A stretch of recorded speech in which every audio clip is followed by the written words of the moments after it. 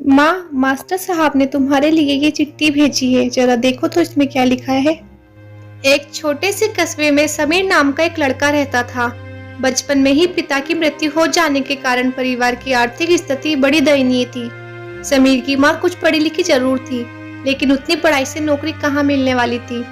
सो घर घर बर्तन मांजकर और सिलाई बुनाई का काम करके किसी तरह अपने बच्चे को पढ़ा लिखा रही थी।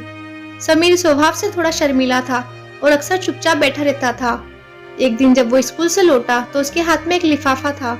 उसने माँ को लिफाफा पकड़ाते हुए कहा, माँ, मास्टर साहब ने तुम्हारे लिए ये चिट्ठी भेजी है, जरा देखो तो इसमें क्या लिखा है। माँ ने मन ही मन चिट्ठी पढ़ी और मुस्कुराकर बोली, बेटा, इसमें लिखा है कि आपका बेटा काफी होशियार है। इस स्कूल के बाकी बच्चों की तुलना में इसका दिमाग बहुत तेज है और हमारे पास इसे पढ़ाने लायक शिक्षक नहीं है, इसलिए कल से आप इसे किसी और स्कूल में भेजें। यह बात सुनकर समीर को स्कूल ना जाने का दुख तो हुआ, पर साथ ही उसका मन आत्मविश्वास से भर गया कि वो कुछ खास है और उसकी बुद्धि तीव्र है। माँ ने उसका दाखिला एक अन्य स्कूल में करा दिया।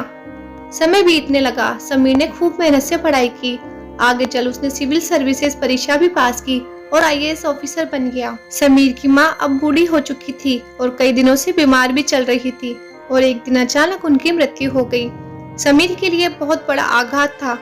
वे बिलख बिलख कर रो पड़ा। उसे समझ ही नहीं आ रहा था कि अब उनकी माँ के बिना वो कैसे जिएगा। रोते रोते ही उसने माँ की पुरानी अलमारी खोली और हाथ में उनकी माला, चश्मा और अन्य वस्तुएं लेकर घूमने लगा।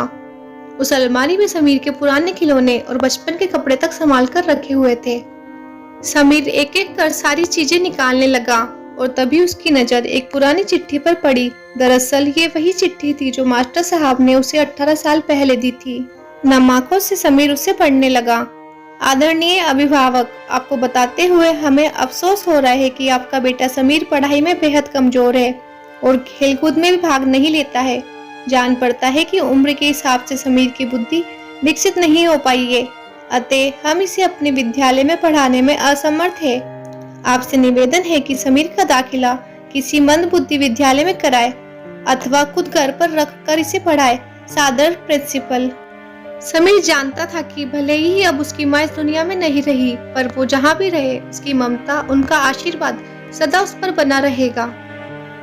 दोस्तों, भगवान सभी जगह नहीं हो सकते, इसलिए उसने माएं बनाई। माँ से बढ़कर त्याग और तपस्या की मूर्त भला और कौन हो सकता है।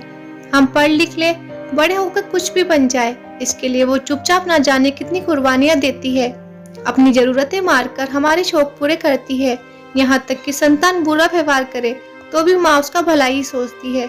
सचमुच माँ जैसा कोई नहीं हो सकता। तो दोस्तों, ये थी हमारी आज की कहानी। आई होप आप लोगों को ये कहानी पसंद आई होगी। कहानी पसंद आई हो तो इसे लाइक कीजिए एंड इस पर कमेंट कीजिए और हमारे चैनल को भी सब्सक्राइब कीजिए। Thanks for watching.